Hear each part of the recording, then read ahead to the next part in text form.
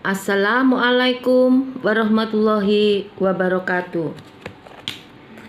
Selamat pagi dan salam sejahtera bagi kita semua.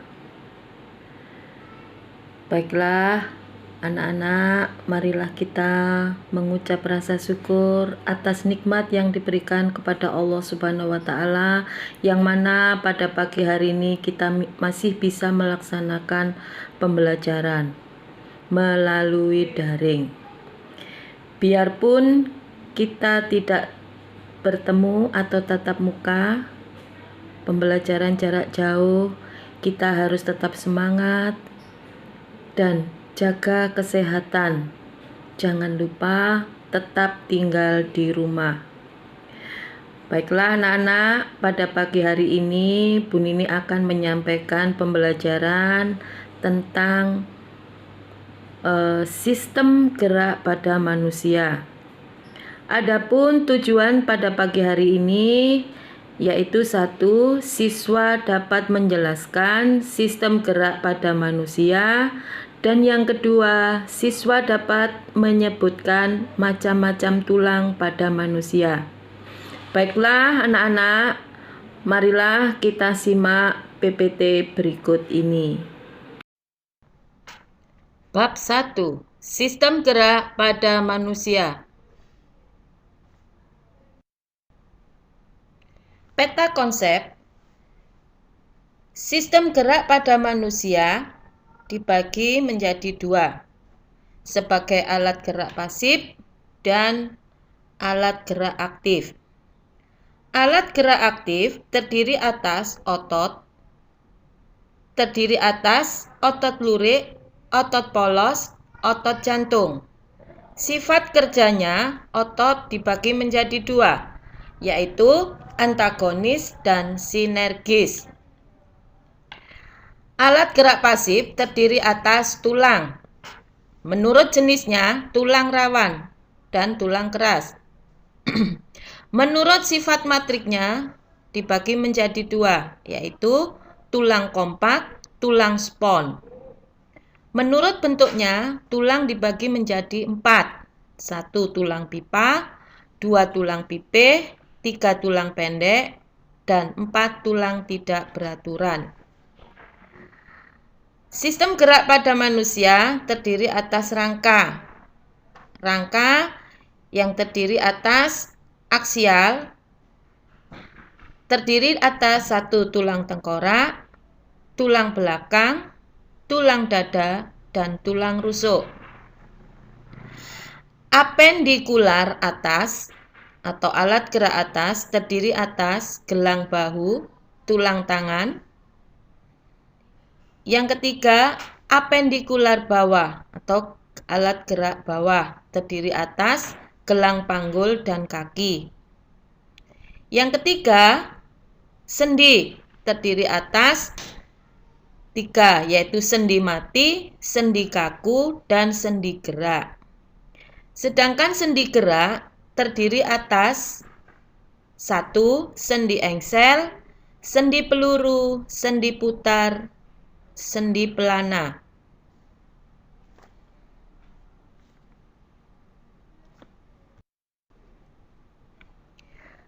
Gerak pada makhluk hidup. Dapatkah kamu melihat tumbuhan dan hewan bergerak? Kemampuan untuk bergerak merupakan salah satu ciri makhluk hidup. Pada umumnya, gerak hewan dapat terlihat nyata karena memiliki alat gerak dan dapat berpindah tempat, sedangkan tumbuhan tidak terlihat nyata. Gerak pada tumbuhan. Gerakan yang terjadi pada tumbuhan pada umumnya merupakan proses yang berlangsung lama sehingga tidak terlihat. Gerak pada tumbuhan tidak menimbulkan perpindahan tempat dan hanya terjadi pada sebagian tubuh tumbuhan tersebut, misalnya akar, daun, atau bunga. A. Tunas tumbuhan tumbuh ke arah cahaya. B. Bunga pukul 4 mekar di sore hari. Daun putri malu menutup jika disentuh. Gerak pada hewan. Gerak pada hewan mudah dilihat karena memiliki alat gerak dan dapat berpindah tempat. Pada dasarnya, alat gerak hewan sama dengan alat gerak manusia, yaitu terdiri atas otot dan tulang. Ada rangka dalam, rangka luar. Eksoskeleton adalah rangka luar yang berfungsi melindungi tubuh dan sebagai tempat menempelnya otot.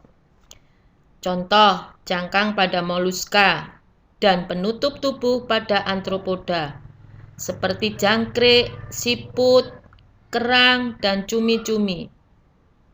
Endoskeleton, struktur tulang keras atau tulang rawan di dalam tubuh organisme yang berfungsi sebagai pelindung dan penopang tubuh dan menempelnya otot.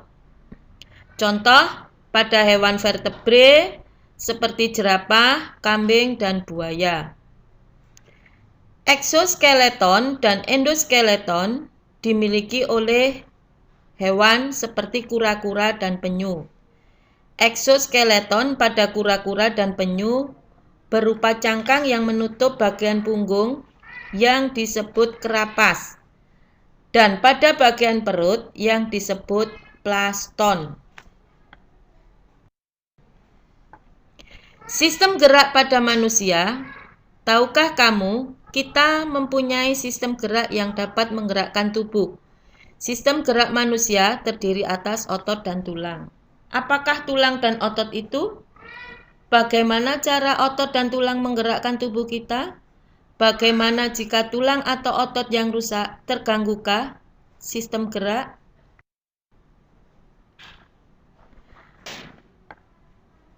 Tulang merupakan alat gerak pasif karena tidak dapat bergerak tanpa bantuan otot.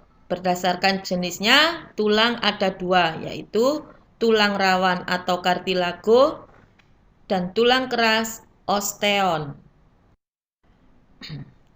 Tulang rawan. Tulang rawan hialin. Perhatikan gambar di samping. Bentuk tulang rawan terbanyak mempunyai matrik homogen, halus, dan transparan. Terletak pada cincin trakea, cuping hidung, persendian, serta antara tulang rusuk dan tulang dada.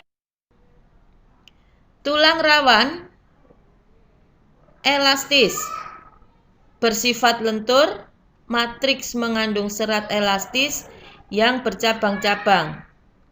Terletak pada epiglotis dan bagian luar telinga. Tulang rawan fibrosa, bersifat kurang lentur. Matriks mengandung serat kolagen tidak teratur, terletak pada antar tulang belakang. Tulang keras merupakan rangka yang menyokong sebagian besar tubuh manusia dewasa. 1. Sel tulang keras disebut osteosit, membentuk konsentris berlapis-lapis.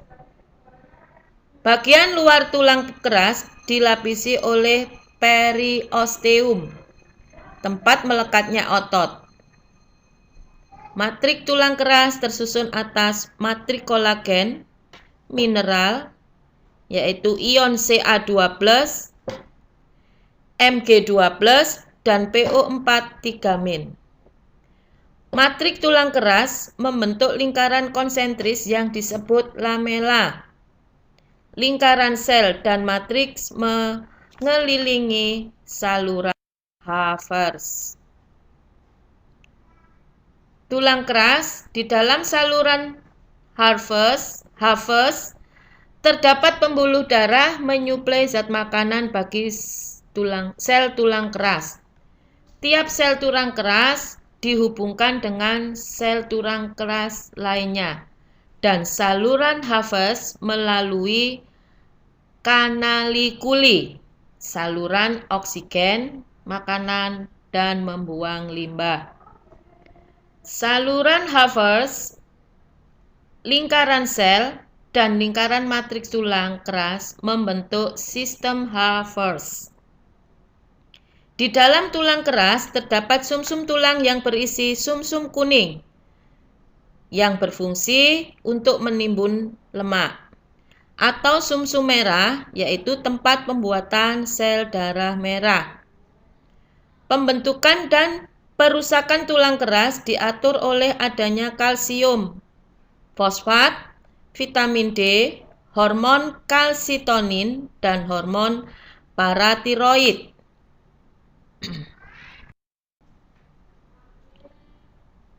Berdasarkan sifat matriknya, tulang dibedakan menjadi tulang kompak, yaitu matriks padat dan rapat, contohnya lapisan luar tulang pipa. Tulang spon, matriks berongga, contohnya tulang pipih dan tulang pendek.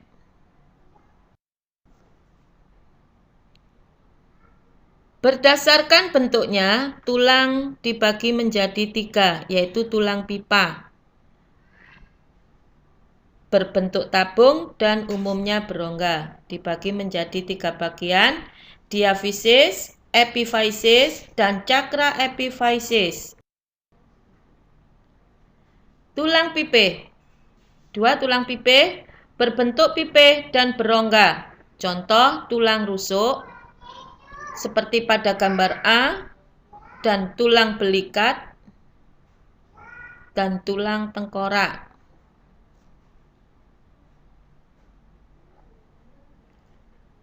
Tulang pendek berbentuk silindris. Contoh pergelangan kaki dan pergelangan tangan. Tulang keras. Yang terakhir, tulang tidak beraturan. Keempat, berbentuk tidak beraturan. Contoh, tulang wajah dan tulang belakang. Seperti pada gambar di samping, tulang belakang. Pembentukan tulang. Proses pembentukan tulang rawan menjadi tulang keras disebut osifikasi. Pembentukan tulang dimulai setelah terbentuknya tulang rawan. Di dalam tulang rawan terdapat rongga terisi osteoblast. Osteoblast membentuk osteosit konsentris. Osteosit mensekresi protein yang akan menjadi matrik tulang keras. Matrik terisi kalsium dan fosfat sehingga matrik tulang mengeras. Susunan rangka tubuh manusia. Ada fungsi rangka, yaitu memberikan bentuk tubuh, menegakkan tubuh, tempat melekatnya otot, tempat menyimpan mineral, tempat menyimpan energi. Macam rangka ada rangka aksial dan rangka apendikular.